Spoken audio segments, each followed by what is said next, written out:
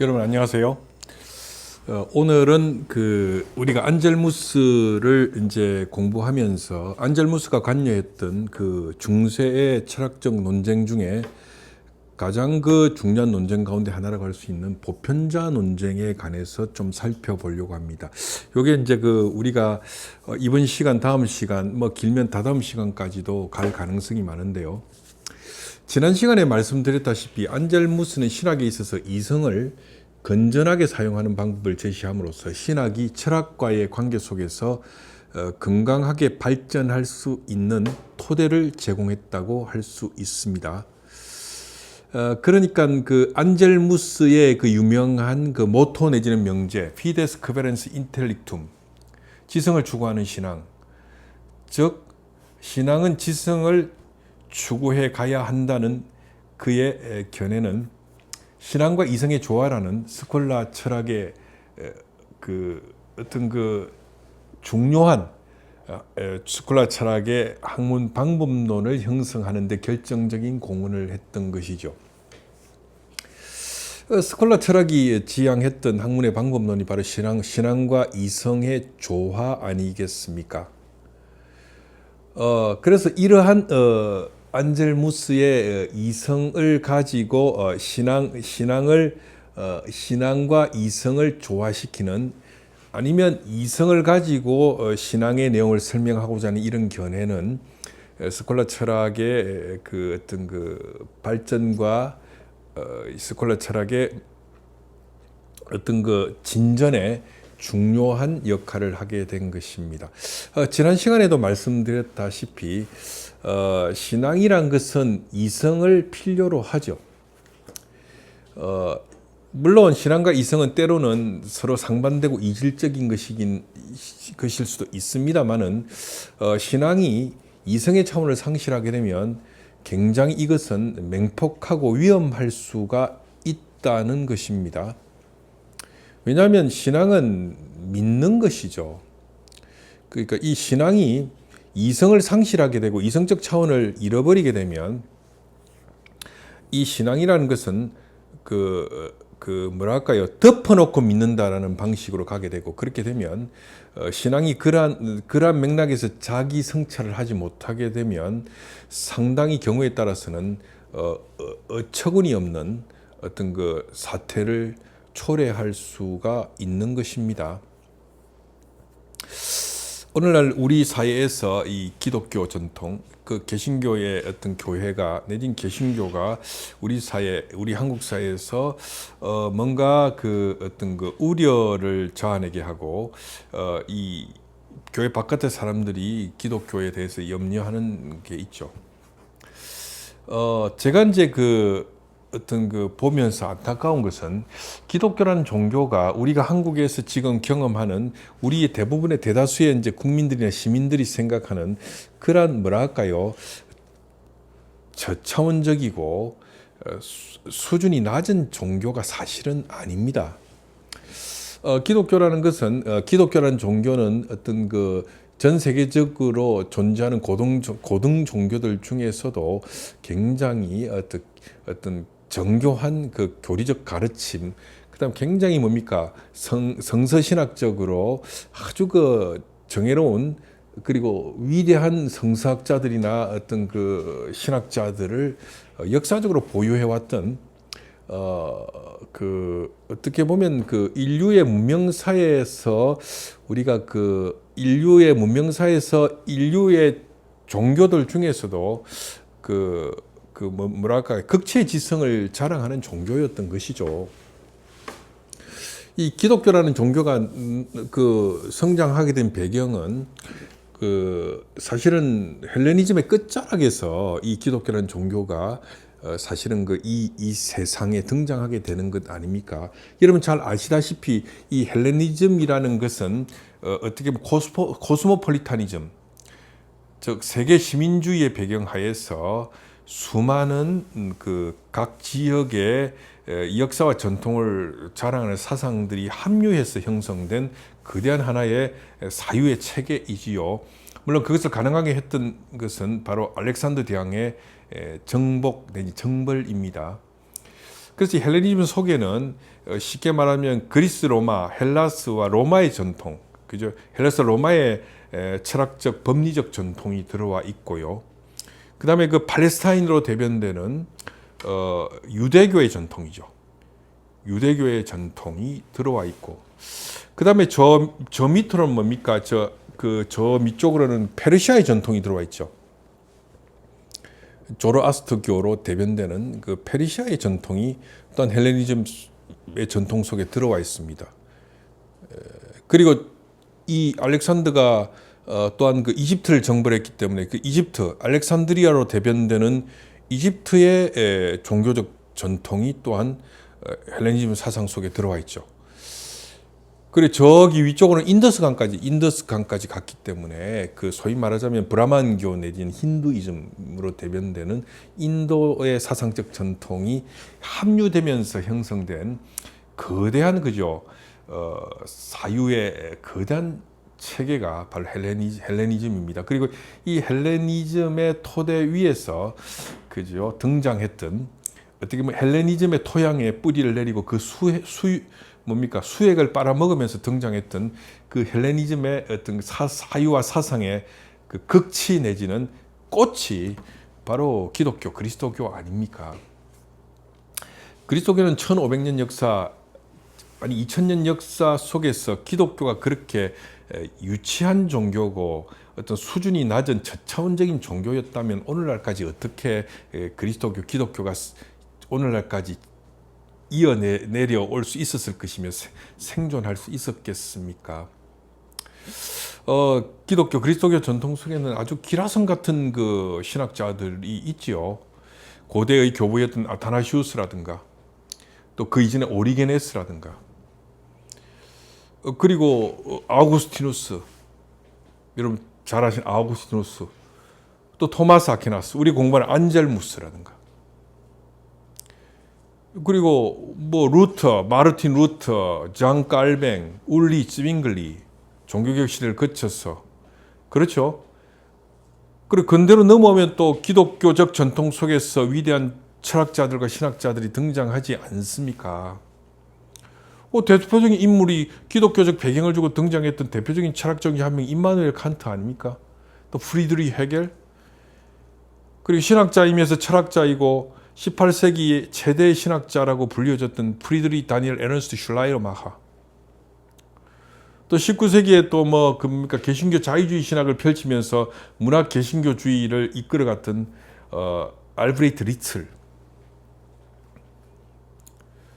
그리고 19세기에 등장해서 그죠 그 유럽의 크리스텐덤의 끝자락에 등장해서 정통주의를 새롭게 집대성하고 창의적으로 집대성해서 크리스텐덤의 마지막 끝자락에서 기독교의 어떤 보편성과 공공성을 강조했던 아브라함 카이퍼나 헤르만 바빙크, 그리고 20세기에 넘어오면 알브레히트 리틀로 대변되는 개신교 자유주의, 문화 개신교주의에 대항하여 등장했던 칼 바르트, 또 칼 바르트 이후에 칼 바르트와 조금 연배는 조금 어립니다만은 새로운 그죠 신스콜라 철학의 시대를 구가하면서 제2차 바티칸 공의회를 견인하는 바르트와 함께 20세기에 가장 영향력 있는 신학자로 불리는 칼라너, 그 이외에도 그죠 수많은 뛰어난 신학자들, 예를 들면 볼파르트 판넨베르크,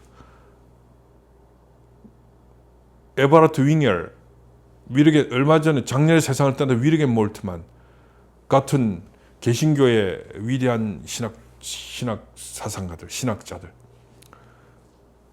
로마 가톨릭교의 신학자 한스 퀸, 발트 카스퍼, 이런 인물들, 그 이전에 있었던 새로운 그죠 새로운 가톨릭 신학의 기수였던 앙리 드 리박, 이브 콩가르 같은 신학자들을, 그런 기라성 같은 사상가들과 신학자들 보유하고 있는 게 기독교 아닙니까?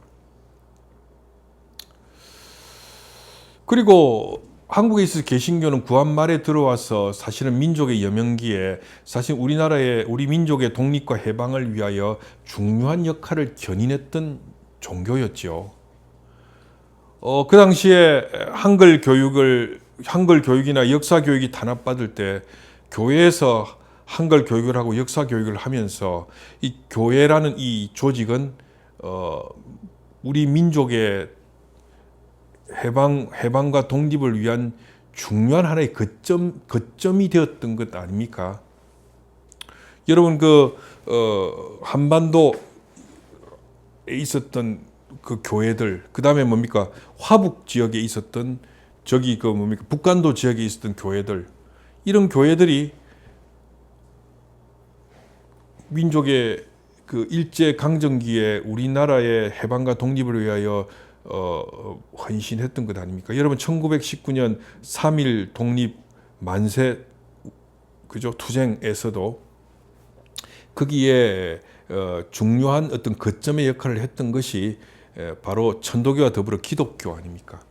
천도교는 국내 안에서 여러 가지 이제 인원 동원에 관해하여 이제 천도교가 노력했지만 개신교는 더군다나 국제적인 조직을 갖고 있었기 때문에, 왜냐면 그 당시 이제 선교사들이 미국에서 오고 캐나다에서도 오고 호주에서도 오고 그죠. 그래서 이제 이 국제적인 조직을 갖고 있었기 때문에 이 1919년 3.1 운동 내지는 3.1 만세 투쟁에 있어서 교회가 대외적으로 그죠, 인터내셔널 국제적으로 조선의 독립과 해방을 위한 정당성을 그죠, 선전하고 알리는데도 중요하고 결정적인 그 공헌을 했던 것 아닙니까? 그런 걸 봤을 때 이 기독교라는 종교가 만만한 종교가 아니죠. 그리고 굉장히 그 오랜 역사를 가진 위대한 신학자들과 사상가들을 보유한 종교입니다. 그런 기독교가 왜 한국에서 오늘날 이렇게 기독교 신자들도 그렇고 신자가 아닌 사람들조차도 염려하는 이런 그 종교가 되었을까요? 그게 문제인 것이죠. 최근에 일어났던 여러 가지 어떤 그 사태를 보면 저는 그렇게 생각합니다. 어떤 대한민국 민주공화국이기 때문에 어떤 정치적 자유가 있지요. 누구를 지지하고 누구를 반대하는 것은 정치적 자유에 속한 것이고, 대한민국의 국민적 시민이라면 누구든지 누릴 수 있고 향유할 수 있는 권리라고 생각합니다. 그러나 그것이 공화국이라는 그저 헌정 질서의 토대 위에서 가능한 것이죠. 우리나라는 헌법과 법률이 정한 대한민국의 민주공화정의 법치 질서가 있는 나라 아닙니까? 그것을 인정하지 않으면, 민주공화국이라는 것을 인정하지 않으면 이 토대 위에서 우리가 누린 자유와 인권과 언론 집회 결사의 자유라는 것 자체가 보장될 수 없는 것 아닙니까? 최근에 일어났던 그 법원을 습격한 사건, 이런 것들은 민주공화국의 헌정 질서와 법치 질서에 대한 전면적인 공격이죠. 정치학적으로는 이러한 그 군중들을 폭민이라고 하죠. 내지는 폭도라고 합니다. 우리 형법은 그들이 주장한 그 사태를 소요라고 규정하고 있죠. 헌법과 법률 기관은 민주공화국을 지키는 법치의 중요한 그 보루죠. 보루입니다. 민주주의만으로 민주주의가 지켜지는 게 아니죠. 민주주의를 훼손하려는 자들에 대하여 법치주의라는 것이 민주주의를 수호하고 있는 거 아닙니까? 그래서 모든 국민들은 어떤 문제가 발생하면 헌법과 법률의 가치 질서에 따라서 그것에 관하여 법리적으로 다투고, 그것에 대해서 그 정당한 재판을 받을 수 있는 권한이 있지요. 그것이 우리나라의 헌정 질서가 법치 질서입니다. 한간에 소위 말하자면 이야기하고 있는 국민 저항권에 대한 이야기를 하는데요. 우리 헌법 내지는 OECD 안에 있는 헌법 체계들은 국민 저항권을 인정하지요. 우리 헌법도 3.1 운동과 4.19 혁명과 관계해서 우리 헌법도 국민 저항권을 인정하고 있습니다. 그러나 여러분, 이 국민 저항권이라는 것은 구성 요건이 있어요. 아무렇게나 국민 저항권을 말할 수 있는 게 아니거든요. 국민 저항권이 성립이 되려면 어떤 한 개인이나 한 그룹이 헌법과 법률이 정한 기본권을 심각하게 침해당했을 때 헌법과 법률이 정한 어떤 겁니까? 헌법과 법률의 원칙과 원리에 의해서 그 기본권이 회복될 수 없는 상황에서 국민이 불가피하게 선택할 수 있는 것이죠. 그렇지 않은 다음에는 국민장악권이라는 것을 함부로 말하면 안 되죠. 여러분, 그 1970년대, 80년대 우리가 군사 독재 정권 시절에 우리나라의 사법계라는 것은 소위 불의하고 정의롭지 않았던 재판을 많이 했었죠. 소위 사법 살인이라는 것들을 많이 했던 겁니다. 그 당시에 여러 가지 우리나라의 헌정사의 오욕과 불명예로 점철됐던 부끄러운 재판들이 많이 있었죠. 거기에서 피해를 당한 분들이 많이 있었습니다. 그러나 여러분, 그때도 그렇게 부당한 판결이 나도 그 분들이나 그 식구들이나 그들을 지지하는 어떤 정치 그룹이 법원을 습격하고 그런 짓을 하지 않았죠. 우리나라의 헌법과 법률이 정하는 법치 질서의 토대 위에서 치열하게 법리적으로 다투면서 자신들의 인권과 민주를 위하여 투쟁하고 싸웠지.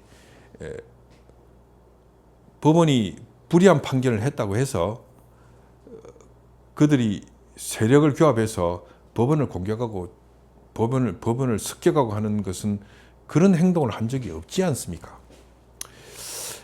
그런 면에서 그리고 이제 그러한 그 그룹 속에 수많은 젊은 기독교인들이 가담하고 있고 그들을 선동하는 그 사람들이 기독교 목사라는 것이 굉장히 우려스러운 것이죠. 뭐 꿈에서 뭐 누가 나타나서 뭐 사탄이 뭐 이것을 허락해 주어 가지고 뭐 이런 일이 벌어졌고 그리고 뭐 그러면서 어떤 특정한 정치 정파를 사탄이라고 말하고 이런 것들이 도대체 그리스도교의 2000년의 위대한 신학적 사상적 전통 속에서 이런 이야기가 가당키나 한 이야기냐라는 것입니다. 우리 기독교는 우리나라의 그 여명기의 어려운 역사적 현실 가운데서도 조국의 해방을 위하여 헌신했던 종교고 그 수많은 우리 결의의 선생들을 길러냈던 종교입니다. 그리고 1970년대, 80년대 그 엄혹한 시절에도 이 나라의 민주주의를 위하여 헌신했던 수많은 민주 인사들과 선생들이 교회의 보호와 배경 아래서 이 나라의 민주주의를 헌신했던 종교죠. 그리고 세계사적으로도 보면 이 기독교라는 종교가 그렇게 저차원적이고 수준이 낮은 종교가 아닙니다. 물론 암울한 역사도 있었죠. 기독교의 역사 속에서. 그 서양 역사에서 십자군 전쟁이라는 거 있죠. 그죠? 8천가에 걸쳐서 벌어졌던 십자군 전쟁. 그 전쟁은 아마도 인류 전쟁사에서 가장 부도덕하고 그죠? 그 비열한 전쟁일 겁니다. 또 기독교의 역사 가운데 2차 대전 당시에 나치와 히틀러에 부역했던 독일 교회의 상황도 그렇죠. 그 당시엔 히틀러가 나치당을 만들어서 파시즘을 하려고 했을 때 그것을 지지하는 천병으로서 독일 기독교가 부역을 했던 겁니다. 그리고 그때 히틀러에 부역했던 교회를 독일말로 도이체 크리스텐, 독일 기독교인들이라고 하죠. 그리고 여기에 대항해서 그죠? 여기에 대항하여 나치에 대항하고 교회가 연자적 정언을 하기 위하여 모였던 그 독일 기독교인들에게 대항하는 교회가 있었는데 그 교회를 베켄랜드 키르케 고백교회라고 말하죠. 고백교회는 히틀러에 부역하는 독일 기독교인들에 대항해서 나치 히틀러에 대항하여 그 시대를 향한 하나님의 그 경고와 예언적인 증언을 했던 교회죠. 우리나라에서도 그 일제 시대의 신사참배와 동방요배라는 제국주의의 그죠 신사참배 동방요배 정오묵도라는 제국주의 3대 배례를 배격하고 혹독하게 박해를 당했던 그러한 그죠 우리 믿음의 그 신앙의 기독교의 선진들이 있는 겁니다. 그런 의미에서 안젤무스가 신앙에 있어서 이성의 사용을 강조했다는 것은 오늘날 상황 속에서도 지난 시간에도 말씀드렸지만은 아무리 강조해도 지나치지 않는 것이죠. 그리고 이 신앙과 이성의 조화라는 이 스콜라 철학의 좌우명을 뚜렷이 부각시켰던 인물이 바로 안젤무스였던 것입니다. 그래서 신앙과 이성의 조화의 성공적인 성취를 거둔 안젤무스로 인해서 수많은 학교를 중심으로 학파들이 형성되었고 이들 학파들에 의해 빠른 속도로 학문이 발전해 나감으로써 스콜라 철학은 융성기를 맞이할 수 있게 된 것입니다. 그리고 이러한 시기에 가장 활발하게 토론되었던 철학적 주제가 바로 보편 내지는 보편자에 관한 문제, 질문이었던 것이죠. 그래서 우리는 이제부터 보편자에 대한 스콜라 철학 시대의 논쟁을 한 2, 3주에 걸쳐서 우리가 살펴보기를 원합니다. 이 보편자 논쟁과 관련해서 우리는 이미 앞서서 우리가 보에티우스를 공부하는 시간에 보에티우스가 보편자의 문제에 대해서 철학적으로 언급했다는 사실을 이미 살펴본 적이 있습니다. 이 보에티우스에 의해 언급된 보편자에 관한 문제는 11세기 스콜라 철학의 융성기 내진 전성기에 들어오면서 본격적인 철학적 문제로 부각되고 부상되게 되는 것이죠. 그 이유는 11세기에 들어와서 로마를 중심으로 로마 가톨릭 교회의 보편적인 성격이 강화되고 강조되기 시작했기 때문입니다. 11세기에 유럽의 국가 종교가 되었던 로마 가톨릭 교회는 단순히 신자들의 집합체가 아니라 보편적인 교회, 그러니까 에클레시아 가톨리카, 보편적인 교회로서의 권위를 주장하기에 이릅니다. 이 뭐래 이게 가톨릭 교회다. 가톨릭이란 말이 라틴어 가톨리카, 보편적이라는 뜻이죠. 그래서 로마를 중심으로 한 이 서방 교회는 스스로를 보편 교회라고 주장하기에 이르죠. 그래서 이 보편이라는 개념이 실제한다는 것을 인정하지 않게 되면 교회는 단지 신자들의 집합체 내지는 모임 이상의 의미가 없게 되는 사태가 발생하게 되는 것입니다. 그렇게 되면 교회의 권위를 주장하기가 어렵게 되는 것이죠. 그러니까 보편이 실제해야만 로마를 중심으로 교회의 보편성을 말할 수가 있는 것입니다. 이데아의 세계, 다시 말하면 천국의 교회가 존재하며 천국에 존재하는 보편적인 교회가 지상으로 연장된 것이 로마 가톨릭 교회라고 주장해야 로마를 중심으로 교회의 보편성을 주장할 수 있게 되는 것이죠. 그리고 그렇게 주장할 수 있어야 교회가 권위를 행사할 수가 있는 겁니다. 교회가 보편적이라야 그죠 로마에 착자하고 있는 로마 주교가 다른 지역에 대하여서도 어떤 사목 현장이나 가르침을 폈을 때 다른 지역의 교회도 따르지 않겠습니까? 보편성이 없게 되면은 그 지역의 범주를 벗어나지 못하는 것이죠. 그래서 교회의 권위의 문제를 둘러싸고 보편자의 문제는 심각한 논쟁의 주제가 될 수밖에 없었던 것이죠.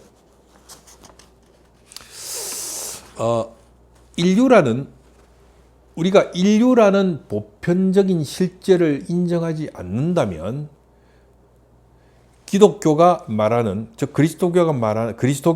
한 개인의 죄가 어떻게 모든 인류에게 전달되며 전수되며 개별자로서의 인간 나사렛 예수의 십자가의 죽음과 부활이 어떻게 모든 인간을 구원으로 이끌 수 있는가를 설명하기가 어렵게 되는 것이죠.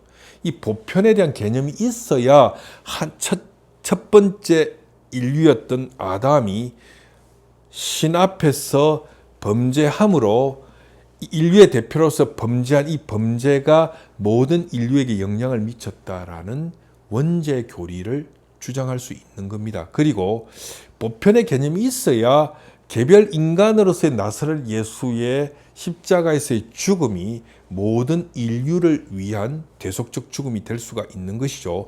보편 개념이 없게 되면은 이 인간 나사렛 예수의 십자가의 죽음은 예수라는 한 인간의 죽음 이상의 의미가 없는 사태가 발생하게 되는 것이죠. 그래서 아담이 인류의 대표로서 신 앞에서 범죄했으므로 아담의 범죄가 인류 전체가 신 앞에 범한 범죄라는 주장 자체가 보편이 실제할 때만 가능한 주장이 되는 것입니다. 그래서 보편자 내지는 보편의 개념을 인정하지 않으면 아담이 범한 원죄, 이 원죄라는 것을 이제 그 라틴 말로 peccatum originalis라고 하는데, 원죄라고 하는데, peccatum originale라고 하는데, 이 peccatum originale 원죄, 이걸 영어로 오리지널 신 이렇게 번역하죠. 이 원죄를 독일 사람들은 에르프신데라고 번역했습니다. 에르프신데는 에르프란 말은 상속이라는 뜻이죠. 상속죄라고 번역한 겁니다.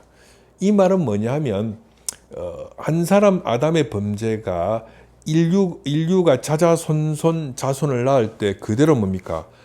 보편적으로 유전된다는 것이죠.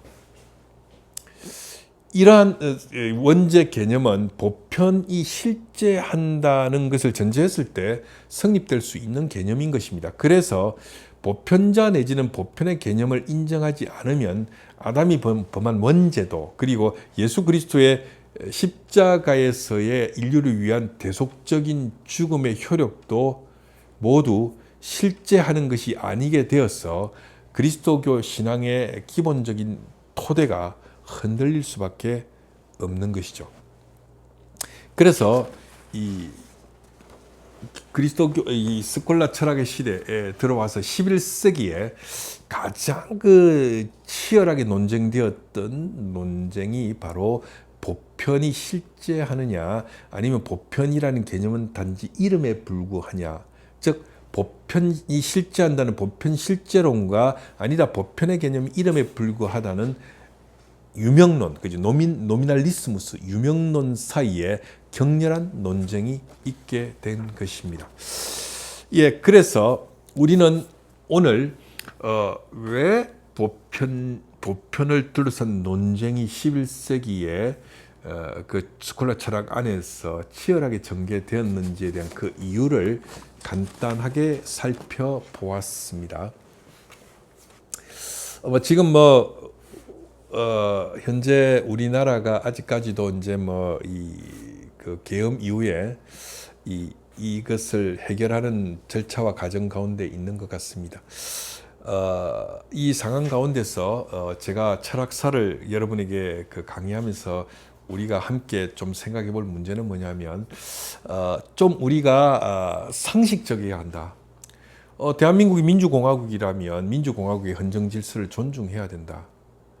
라는 것이죠. 어떤 파시즘의 역사 속에서 언제나 이 파시즘이 초기에 어떤 세력권을 형성할 때 항상 뭡니까? 이성을 상실한 맹목적인 광신적인 어떤 신앙을 가진 어떤 종교 집단이 그 파시즘의 천병으로서 파시즘을 그 사회에 뿌리내리는데 어떤 앞잡이 노릇을 했다는 것을 우리가 좀 명심하면서 이러한 것이 독일에서도 있었고 이탈리아에도 있었죠. 이러한 점들을 우리가 어떤 타산지석의 역사적인 교훈으로서 성찰해 볼 필요가 있다고 여겨집니다. 우리가 오늘 강의를 마무리 지으면서 안젤무스의 지성을 추구하는 신앙이라는 것, 신앙은 이성과 함께 손을 잡고 입 맞추고 포옹하고 손을 잡고 함께 걸어가야 된다는 사실을 말씀드리고 싶습니다. 칸트의 어떤 명제를 패러디해서 이런 말씀을 드리고 싶습니다. 신앙이 없는 이성은 공허하다. 그러나 이성이 없는 신앙은 맹목적이다. 다시 말씀드릴게요. 신앙이 없는 이성은 공허한 것이지만 이성이 없는 신앙은 맹목적이다. 즉 광신적인 것입니다. 그래서 이 신앙이라는 이 마그마가 우리의 시대와 사회와 역사를 아름답게 바꾸는 그런 어떤 아름다운 에너지로 작동하기 위해서는 그 이성이라는 냉각수가 필요한 것이죠. 이 사실을 말씀드리면서 다음 시간에 본격적으로 보편 논쟁에 대해서 살펴보도록 하겠습니다. 저는 우리가 그 독재 정권, 군사 독재 정권에 대항하여 수립한 민주공화국에 대하여 자긍심과 자부심을 갖고 있습니다. 그리고 우리 국민들이 위대한 국민들이죠. 그 어려운 시기에도 우리나라의 해방을 위해서 눈부시게 희구했고, 그 당시에 결의 해방을 위하여 그 어느 민족과 비교할 수 없는 눈부신 투쟁 속에서 우리의 해방을 쟁취했던 민족 아닙니까? 그리고 그 어려운 엄혹한 군부 독재 지하에서도 세계가 놀라고 부러워하는 민주공화국을 형성시킨 국민들이죠. 그래서 잘 될 거라고 생각합니다. 용기를 가지고 희망을 가지고 우리가 좀 이 어려운 시기를 함께 격려하고 서로 또 기도하면서 보낼 수 있기를 바랍니다. 예, 오늘 강의는 여기까지입니다. 다음 시간에 계속해서 우리가 보편 실제론과 유명론을 둘러싼 스콜라 철학의 여러 가지 쟁점에 대해서 살펴보도록 하겠습니다. 여러분, 구독, 좋아요, 알림 설정은 저에게 큰 힘이 될 겁니다. 우리 그 철학사가 지금 2,000명 정도가 이제 구독자가 생겼는데요. 여러분 좀 많이 지지해 주셔서 제가 그 현대 철학까지를 다 강의할 수 있도록 여러분 그 힘을 보태 주십시오. 네, 감사드립니다. 다음 시간에 뵙도록 하겠습니다.